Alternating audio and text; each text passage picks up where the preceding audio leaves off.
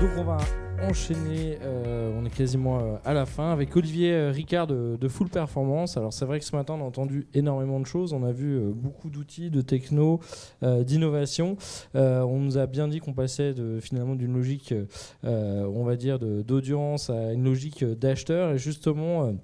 Olivier, toi, ça fait 10 ans que vous avez lancé Full Performance avec une logique beaucoup autour de, on va dire, l'achat média ROIS. On voit bien que ça intéresse beaucoup de monde, hein, d'optimiser, on va dire, le retour sur investissement de ces plans médias. Quand on passe sur des stratégies un petit peu de conversion, du coup, qu'est-ce qu'il faut prendre en compte quand on est un annonceur aujourd'hui ?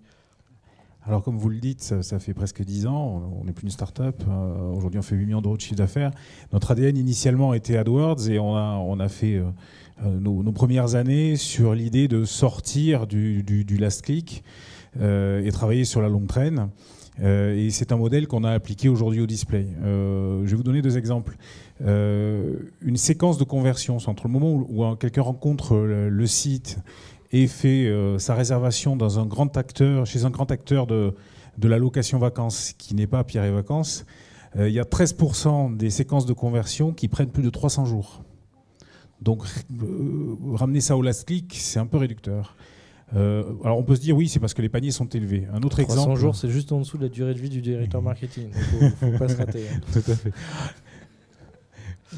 Un autre exemple sur le régime protéiné. Alors parce qu'on peut se dire voilà, c'est l'histoire de panier, donc plus le panier est élevé, plus c'est long. Régime protéiné à 60 €. Donc un exemple chez un de nos clients, durée moyenne de la séquence initialisée à partir d'un mot-clé un peu générique, 197 jours. Et sur en gros 500 ventes par an sur ce mot-clé qui initialise. Donc on voit bien qu'on est parfois sur des séquences qui sont très très longues. Et là de nouveau, ramener à la dernière action, c'est un peu court. Donc du coup, notre ligne directrice, c'est introduire du temps long dans les actions marketing. Alors c'est vrai, quand on parle de perf, et puis quand on va voir les clients en disant « attention, il va falloir attendre », eh bien on le montre parce que du coup, les coûts ils vont être réduits drastiquement. C'est un peu le retour, je sais pas si c'est la lifetime value, mais en tout cas la long-term value des gens. Et justement, vous avez un algorithme. Comment vous traquez ces personnes dans le temps? Déjà, ça se passe comment au niveau de la CNIL? Et puis, voilà, vous allez qualifier, vous allez suivre sur quel type de point de contact? Alors avec la CNIL, ça se passe très bien. Notre base de données est déclarée. On ne reconnaît pas des individus, on va reconnaître des devices et on va analyser les comportements. C'est vrai qu'on a une logique d'analyse de la longue traîne comportementale. Aujourd'hui, on va pouvoir travailler par exemple avec le CNRS grâce à cette collecte de données sur de très longues durées. On va rechercher des signaux faibles qui vont nous permettre de faire de la prédiction ultra performante. On arrive à avoir des taux d'optimisation jusqu'à 80%. C'est pour ça qu'on arrive à délivrer un modèle qui est en pure perf. Aujourd'hui, nous, on est rémunéré uniquement que sur le chiffre d'affaires que l'on apporte à nos clients. Donc finalement, tu as presque une logique CRM pub, quoi. C'est de dire on va mieux connaître les gens, on va les travailler dans le temps pour ensuite mieux les cibler, mieux les qualifier, mieux convertir, quoi. Exactement, c'est-à-dire qu'on va analyser tous vos leads et on va essayer de les faire revenir.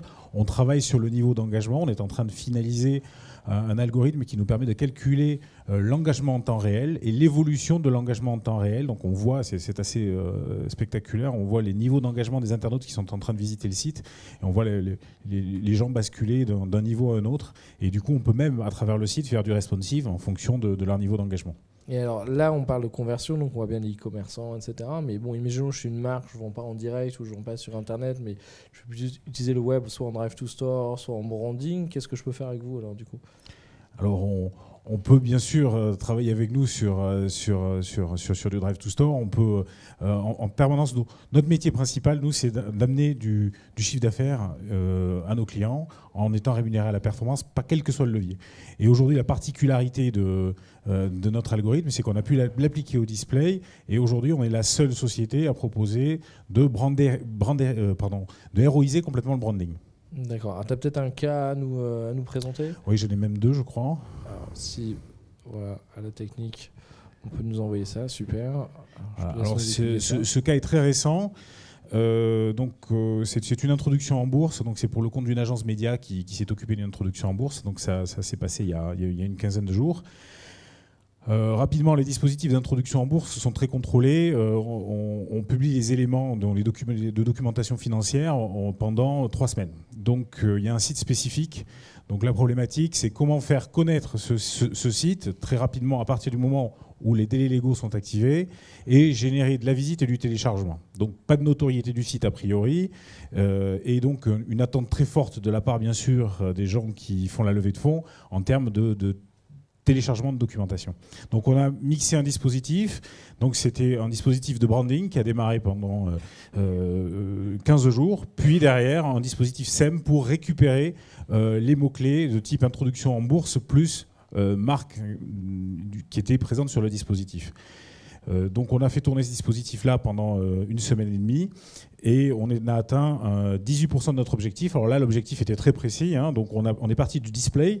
L'idée, c'était de faire une certaine quantité de visiteurs utiles. Donc ça, c'est ce que nous vendons, le visiteur utile. C'est-à-dire, c'est pas simplement que du visiteur en rebond, hein, c'est du visiteur qui est rentré, qui a visité, et éventuellement aussi, bien sûr, qui fait les téléchargements. Enfin, si je comprends bien, c'est 118% de l'objectif, en fait. Oui, exactement. Voilà, plus 18% par rapport à l'objectif. Je précise. Exactement.